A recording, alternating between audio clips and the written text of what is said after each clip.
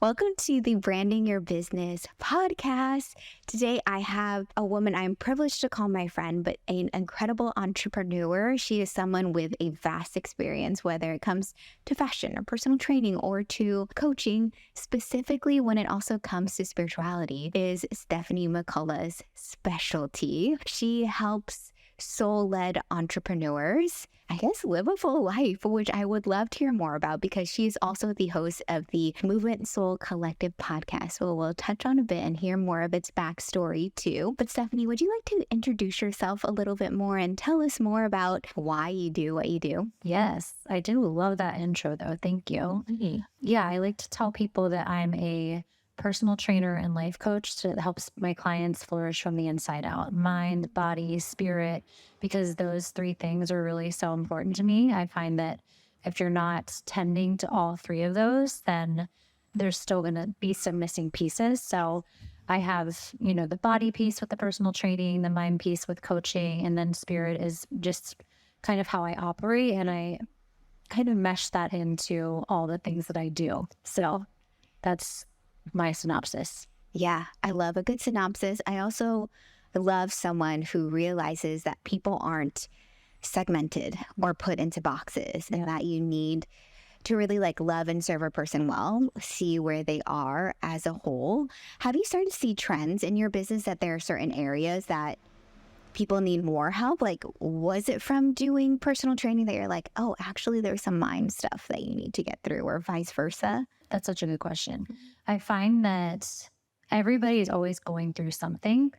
And so I really have noticed that people come to me when they're going through a big life transition. So whether they're unhappy with their job, or they're navigating a breakup, or they want to experience something completely new, it's always that place of where you either feel a little bit lost and you feel at rock bottom and everything is just kind of overwhelming and you don't know where to start picking up the pieces and taking those steps forward, or you're in a place, but you want to go somewhere completely different, and just kind of helping people build that bridge. And I think the reason why coaching and even training, these conversations come up is so important for me is because I've gone through many of my own transitions. And I think we're all transitioning in some way or the other. We're all changing and evolving, and that's part of life. And so I'm really passionate about helping people stay connected to themselves, find a connection to God or what their higher power is, and really live that flourishing life that they desire, but also stay present in the process. 100%. Yeah. Which, it might have been you who said this. So I'm going to quote somebody, and it might be Stefani, but it's something like, you are either just coming out of a transition, you're in a transition, or you just finished one. Mm-hmm.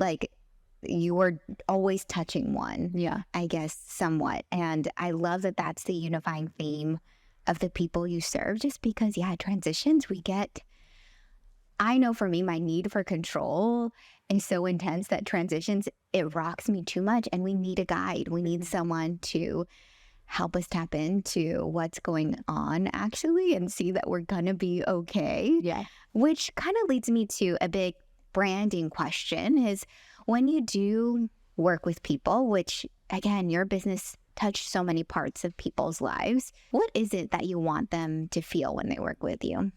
Most of all, I really want people to feel like they're in a judgment-free zone. I want people to feel so comfortable opening up to me, no matter what they're going through or the emotions they're experiencing in life. I want them to feel safe coming to me, and I want them to feel like it's all welcome. Whatever is going on, I'm not going to judge them. I'm not going to have preconceived notions, make any assumptions. I want to just be a curious, welcoming sounding board. And so that's really important for me. And then I want them to feel like even in the hard stuff, there's fun. There's an ability to just have a little laugh, have a moment, even if you're crying 2 seconds before, just to maintain some levity, and that sometimes things can really feel really heavy and hard, but there's always an opportunity to be lifted up too. And that's a reminder for myself. Yeah.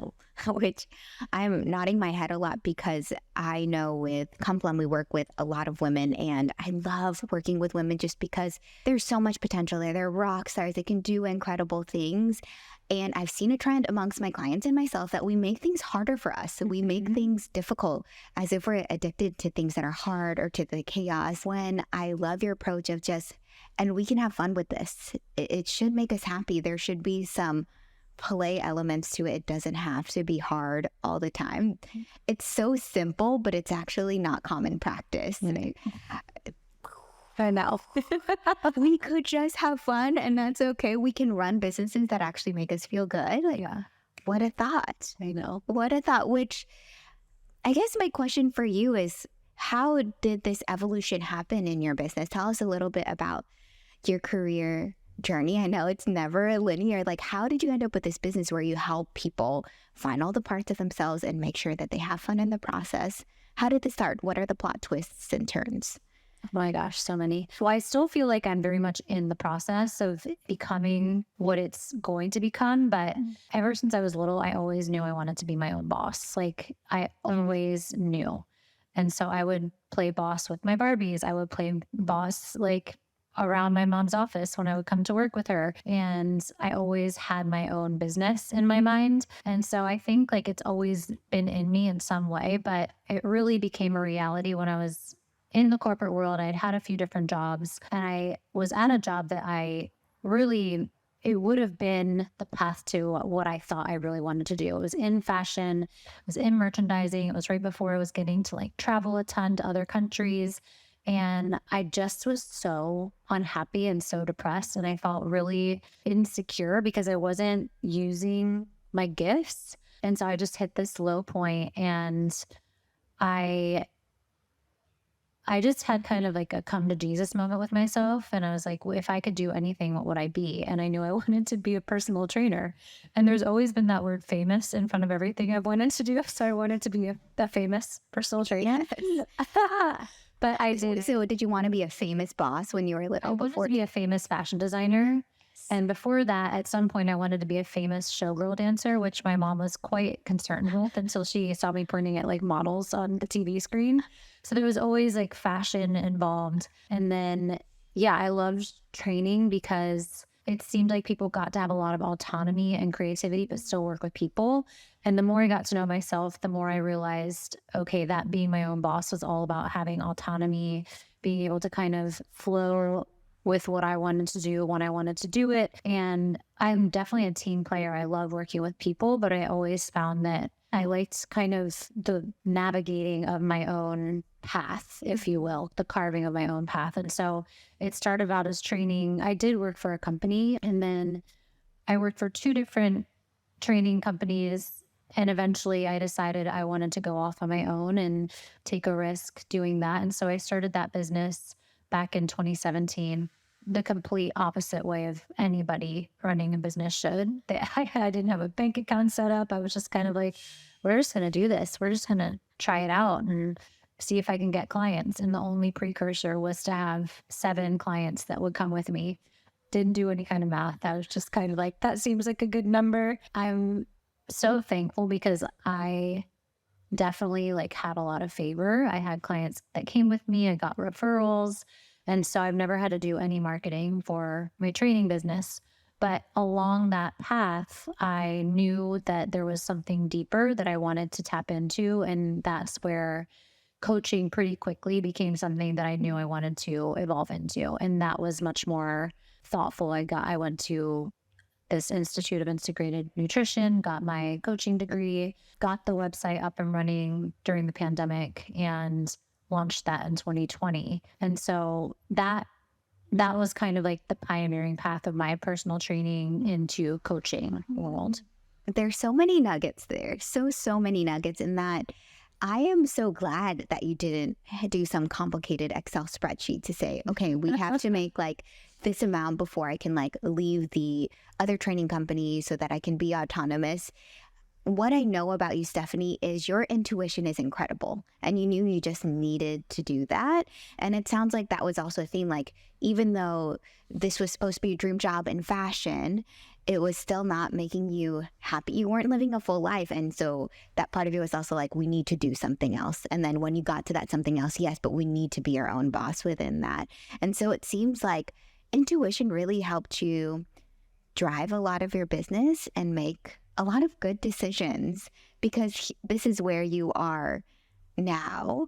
Which I guess my question for you is that for those listening or watching to the podcast, I know that there's a lot of like podcast bingers who are just like, okay, just give me the framework for starting this business. And I just want to know steps 1, 2, 3. How do you teach someone to like tune into their intuition to make business decisions like that? Yeah, gosh. So for me, it always starts with just going within and getting quiet. And I learned this the hard way also, because in most of my 20s, I was just operating like in fight and flight, working, going from one thing to the next, like completely ignoring my inner world. And around the same time that I was deciding to make this big shift, I had started to really slow down. I had started to lean into my faith a lot more. And we know each other from the same church that we go to. So I really started to like reconnect with God, which is for me, that's always kind of been a grounding force in my life. And so I think for me, I always had that open conversation going with something greater than myself. And my intuition is always operated in a few different ways. I think for some people, it's like, oh, you just like, it's like a little voice or whatever. For me, I see these quote unquote signs everywhere.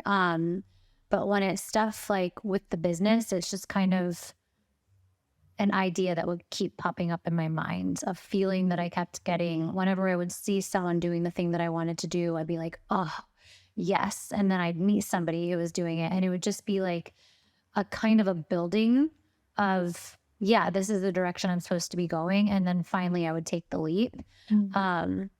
Sometimes it was just like a whisper, and I would be like, yeah, I know that's the direction I need to go. So there have been many times where I didn't listen to my intuition, and eventually it led me back to the original plan that my intuition was telling me to go in the whole time. So I think you can't really miss it, but I think you can make your path a little bit shorter if you're tuning in, getting quiet. Journaling is a big thing for me, just being able to write out like, what is it that I'm trying to get clarity on right now, and then just kind of let whatever wants to come through flow through the pen. So those are some ways that intuition really works for me that I lean into. Well, that's huge, because what I'm hearing from you, it's a lot of little noticings to get to that aha moment. It's not that the aha moment was just like overnight magical. It was just like, oh, giving some space, getting quiet, journaling, and maybe it's a few conversations here, listening to something there. And then you start to get, I love the word whispers, just because I think a lot of us want this like billboard, here is your sign, this is what you're supposed to do. But maybe there have been so many signs too, and that we just haven't noticed like the little things and like the little voices that are guiding us toward that way, which I love hearing stories like this, and which is why I wanted to have you on the podcast, because we need to hear stories like this of it's not linear and it's not formulaic. It's actually a lot more intuitive. Yeah. And a lot more intangible, and it's a journey, which is huge. This is, after all, the Branding Your Business podcast, which I know I asked you a little bit about like the feelings that you want your audience to listen to. And I want to tap into another part of branding that's really huge, and I think you do really well, which are values. It sounds like a personal value, maybe even a business value of yours, is intuition. Are there other values in your business that really make your business like Stefani McCullah? Like, what are those things, those values that really differentiate your brand from the rest? Yeah, that's a good question. I think about values a lot, because I think when I think about the brand part of my business, sometimes it's a little different from my personal values, which you can speak to more. Like, there are personal values and then there are brand values. For my brand, I want it to feel really like grounded. I want it to feel like an element of fun or just like a little unexpected. Definitely that spiritual piece. And what's my other value? Oh, expression, where people can be fully expressed.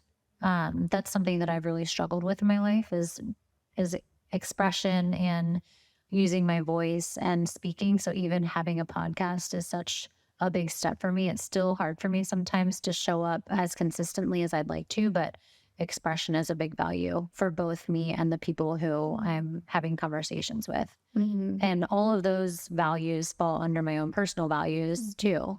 So they're all connected. And I think sometimes values change a little bit. The main ones stick, but in certain seasons and in certain iterations of my business, they definitely change.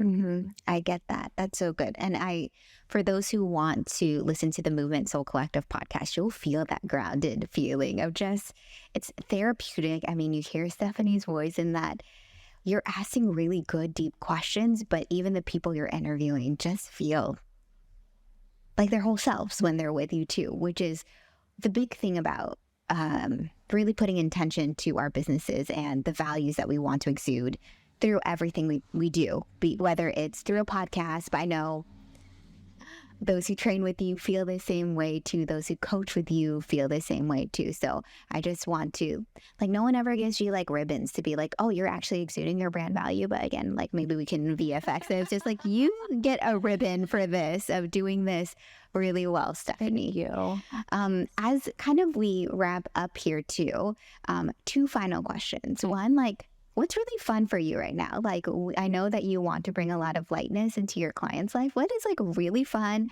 for Stephanie right now? And then also, are there kind of other things coming up in your life that we can support you with? What is really fun right now? Gosh, that's such a good question. I think so. I'm in brand opening right now, and that's been really fun because this is the first time I've invested in like a branding workshop with Praise as my coach, and she's amazing. And that's been so fun to look at my business from a business lens and from this like more thoughtful lens. I think about business all the time. Like I'm actually really passionate about it, but I've never considered myself a business minded person. And so it's been really fun and helpful to have these different modules to go through. I've just kind of been going at them at my own pace. And thinking about like, how can I be more strategic? How can I approach this business and like bringing more life into the podcast next year? And so I've been interviewing again. I have more strategy around it. Like, I know that sounds really silly, but that's been really fun for me to just kind of vision up how I want to be the CEO of my business next year and treat it a little bit more seriously than I have in the past. And what am I excited for, or how can you support me? Yeah. Do you have any things coming up in your business, or just how can we support Stefani McCullah? I would love for people to listen to the podcast, and if they like it, leave a review. I don't have too many of those, and I'm bringing back a new season of my podcast next year where I'll be doing it a little differently. I'll be sharing interviews and conversations with people, which has been the basis of the podcast, but I'll also be sharing a lot more of my own personal journey, coaching, things like that. And that's a little scary and intimidating for me because it's where I will be expressing more. I'll be sharing more of my story. And so there will be opportunities to do coaching with me and just really start a conversation with me. I love learning about people. I love learning who's on the other side of these screens and the things that we're connected to. I love people. And so reach out and, if anything resonates that I do, like message me, start a conversation. If you want to get coaching, that will be amazing. But I'm still kind of building out that aspect of my business. So even just connecting feels really supportive. Connecting is huge. And that is, I would say, like, is maybe a sub value of yours. It's definitely a personal value. This is like one of the most connected women in San Francisco. And so if you know somebody that you need to know or they need to know you, that's automatically what you do, which is such a blessing to us and our community. So thank you for that. And thank you for being on this podcast and saying yes to this. I really appreciate you, Stephanie. This was so amazing. Thank you. And you were just such an amazing leader and coach and guide. Like before we set this up, or as we set this up, Praise had me come here and showed me how to do all of this so that I can do this on mine. So she, even while she's trying to record her own podcast, will still coach and guide people through it. And I just appreciate you for being such a generous person with your time, with how much you've learned over the years. So thanks for having me on. Thanks for your kind words. You're very welcome.